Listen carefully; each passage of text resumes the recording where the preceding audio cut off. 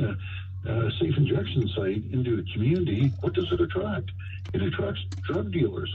Okay, I'm going to start the week off in an angry mood because everybody should be in an angry mood from what happened in Toronto last week. And she was shot by a person who was out on bail for similar charges. People were saying, oh, she's in the wrong place. No, she's not in the wrong place at the wrong time. He was out at the wrong time in the wrong place. It was nothing to do with Carolyn, nothing to do with her at all. And this was outside a self-harming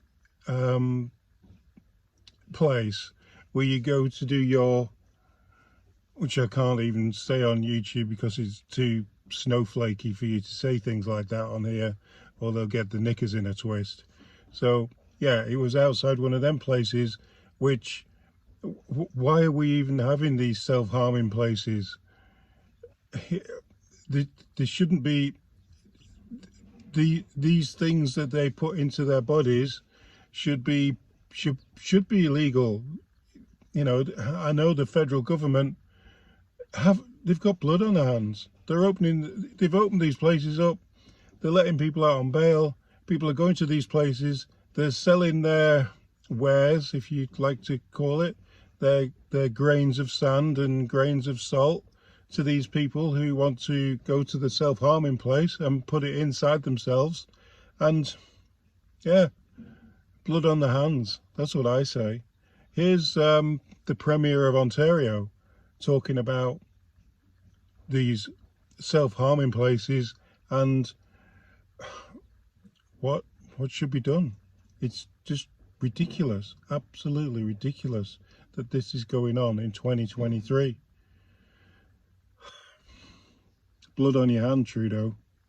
Mr. Ford, one of the suspects who was arrested in the murder of Carolyn in Toronto, has got a lengthy arm's length worth of similar criminal offences, which include carrying a gun and actually stabbing somebody. This guy was released on bail.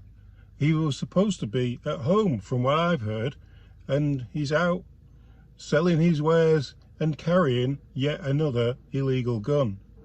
What you got to say on the matter? First of all, my prayers and thoughts go out to the victim's family, and it's just heartbreaking. You know, these two young kids now don't have a mother. It's a tragedy, and we'll do everything we can to prevent this from happening again. And we'll tell you what we've done on bail reform. And at the end of the day, the federal government, they have to follow through on the federal criminal code. They're the ones that make the criminal code, and they need to have reform, and we need it now. So I'll just give you a little backstory. In May, after we've seen our police officers in our province assassinated and killed, and they were assassinated, ambushed. I called every single premier personally, and when you talk to 12 other premiers, you can't get things passed for a month or 2 months. They instantly all agreed to write a letter. They're seeing this happen right across our country, and so the premiers wrote a letter to the federal government, to the minister. And what was frustrating about this, this is the highest priority, to save lives, not just police officers' lives, but civilians as well. And it didn't pass before the summer break. That was very, very disappointing. This should have been a priority for the federal government. Like you're saying, it should be top priority.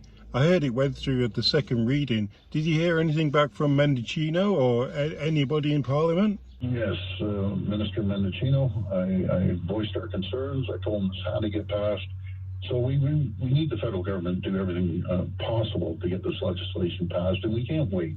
We need it passed now.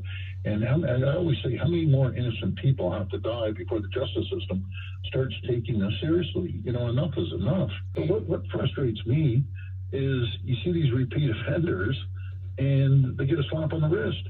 Either the JP's, Justice of the Peace, are letting them out on bail after numerous offenses, or if they keep them in, a judge can come and overrule the JP and let them back on the streets.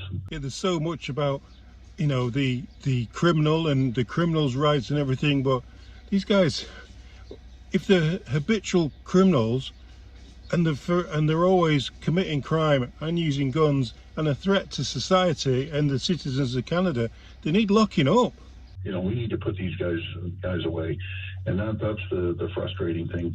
Watching these criminals, and full disclosure, I'm a massive supporter of the police, and even before, you know, I have 3 son-in-laws that are police officers, but even before that, I believe in supporting the community through law enforcement. I'll give you one stat. When Rob was mayor and we were down there, compared to today, we had 540 more officers under Rob's administration than we have now. They cut 540 police officers.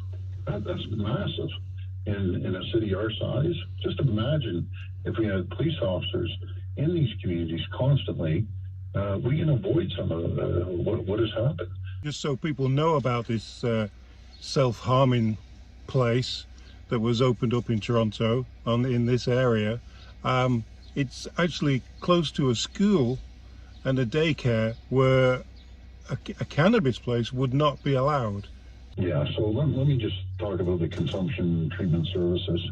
So applications are subject to rigorous screening, right? There's a process, including the evidence of community support, and we just don't, the province just doesn't come up and say, okay, let's put it here. They go out to the community, and at the beginning, some communities are, yeah, and then all of a sudden, bang, it hits in their community, and they see the problems. So what we do is we get the engagement and liaison plan, which also outlines how many community concerns will be addressed on an ongoing basis. So if any site is in violation of these rules, we'll be looking into it. And I can tell you right now, I have directed our team to look into this site and to make sure they're in compliance. If they aren't in compliance, that's it. They're done. Well, I don't think the new mayor's going to put in any more police out there, and she is one who wants these self-harming centres rather than get the people the help that they really need. Is these people need to go to a treatment centre. You know, putting a safe injection site into a community, what does it attract? It attracts drug dealers. It's unacceptable. Right. Yeah, but drug treatment centres don't exist just yet because the Liberal government wants to go to the self-harming route. Well, there are some, and we need to build more because it is expensive. Privately, yes, you can go into places, but it does cost a lot. But we need to make sure that there's more beds for treatment with these drug addicts. So what about bringing carding back? Carding could be very useful because these criminals are just walking around carrying guns without any fear of being stopped. Here's a caller that called in with his opinion on carding. I think you're hitting it right on there. Carding should be brought back, but the question I'd be asking at this point is, these people that get out on bail, who's granting them? I think those are the people that got to be responsible that grant this person that was in for, attempted murder 15 months ago or whatever he had. We got to hold the people that are in charge accountable.